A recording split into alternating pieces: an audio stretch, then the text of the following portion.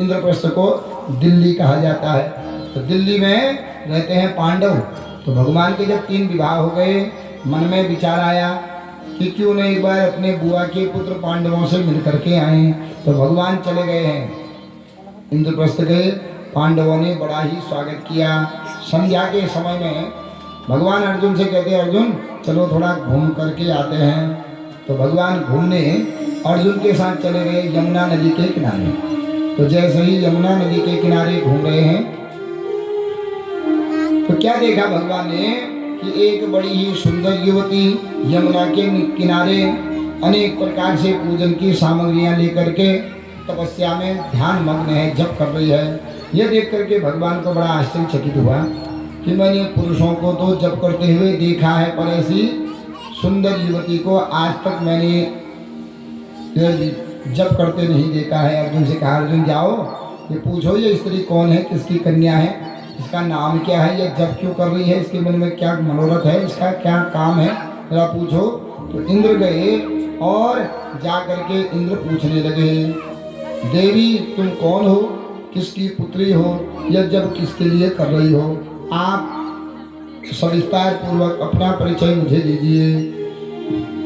कालिंदी वाचा, यह सुनकर के वह कन्या कहने लगी इंद्र से, अहम देवस्य सवितुर दुहिता पतिमिच्छति विष्णुं वरेण्यं वरदं तपः परममास्तितः नान्यं पतिव्रणे वीरः अमृते श्रीनिकेतनं तुष्यतां मे स भगवान मुकुंदो नाथ संश्रयः।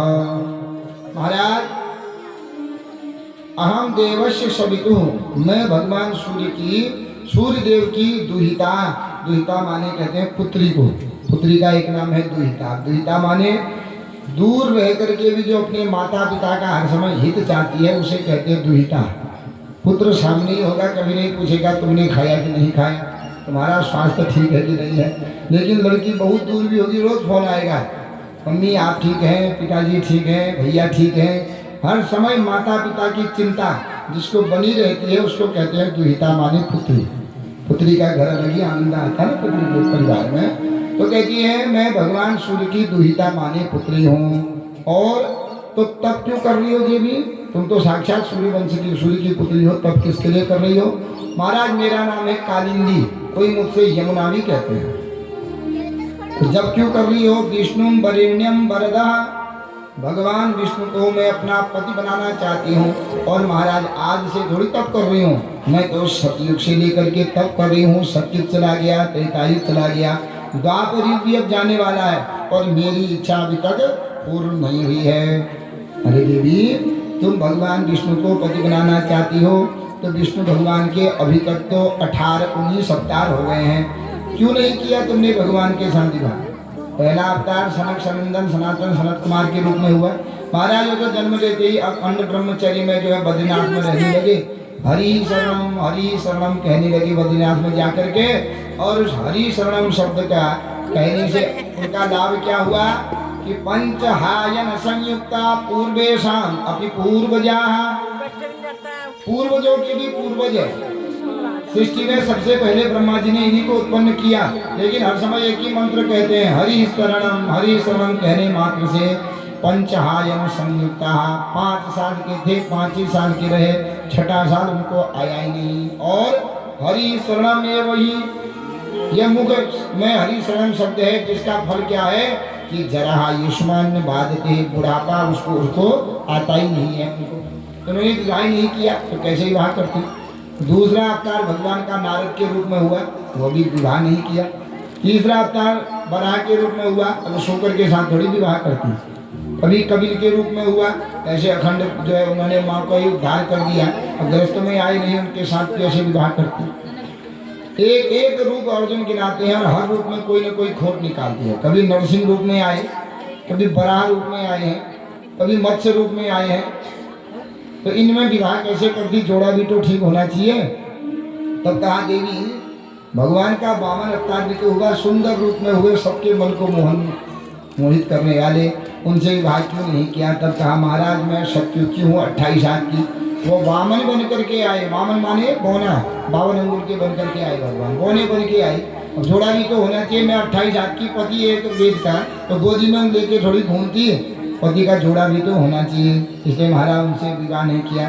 तो परशुराम भी तो भगवान के अवतार है, उनसे विवाह कर लेती। महाराज थे तो अवतार लेकिन बड़े दुर्गुणी थे। परशुराम इतने क्रोधित की फरसा हर समय तैयार ही रहता था। इन्होंने अपने पिता के कहने पर अपनी माँ का गला काट दिया। 21 बार पृथ्वी से क्षत्रियों को मार दिया इन्होंने। ऐसे भयंकर क्रोधी थे। तो मैं अगर उनके साथ विवाह करती फिर पति के पत्नी के बीच में आए दिन तू मैं होते रहती है। और इनके साथ किसी ने तू मैं की, फरसे से गलाई काट दिया। विवाह करती गलाई काट देते तो क्या फायदा, इसलिए विवाह नहीं किया। तो जितने भी रूप बताते हैं अर्जुन, यह हर रूपों में कोई न कोई दुर्गुण निकाल देती है। तो कहा भगवान का राम रूप में भी तो अवतार हुआ, राम जी से क्यों नहीं किए विवाह? राम जी में तो कोई अवगुण नहीं था महाराज, अवगुण कुछ नहीं था, पर एक कमी थी। क्या? वह भी सूर्यवंशी, मैं भी सूर्यवंशी, हमारा गोत्र भी एक ही था और एक ही कुल के थे। एक कुल एक गोत्र में विवाह नहीं होता। इसलिए महाराज भगवान राम जी से साथ गोत्र समान होने से, कुल समान होने से विवाह नहीं कर पाई हूँ। मैंने सुना है कि वही विष्णु अभी कृष्ण रूप में अवतरित हुए हैं, अब मैं उनको ही पति बनाना चाहती हूँ। तो जब अर्जुन ने कहा देवी धन्य है तुम सतयुग से भगवान को जो है पति बनाना चाह रही हो, तो इतना तुमने इंतजार कर दिया, आज तुम्हारे इंतजार की घड़ी पूर्ण हो गई है। देखो जो सब भगवान कुछ दूरी पर थे, देखो जो सामने देख रहे हो ना देवी, वही कौन है? वही विष्णु कृष्ण रूप में आए हैं, जाओ उनके साथ विवाह कर लो। तो उसी समय सुना कि कृष्ण भी आए हैं, अब तो नहीं जाने दूंगी मैं। आज तक इन्होंने मुझे बहुत इंतजार कराया, पर आज मैं इनको नहीं जाने दूंगी। उठी भगवान में चढ़ाई हुई जो माला थी, उस माला को पकड़ के दौड़ करके जा रही है और कह रही है अब की बार तो मैं नैनों में भर लूंगी, अब की बार मैं जाने नहीं दूंगी। तो दौड़ करके जा रही है और गा रही है, क्या कह रही है?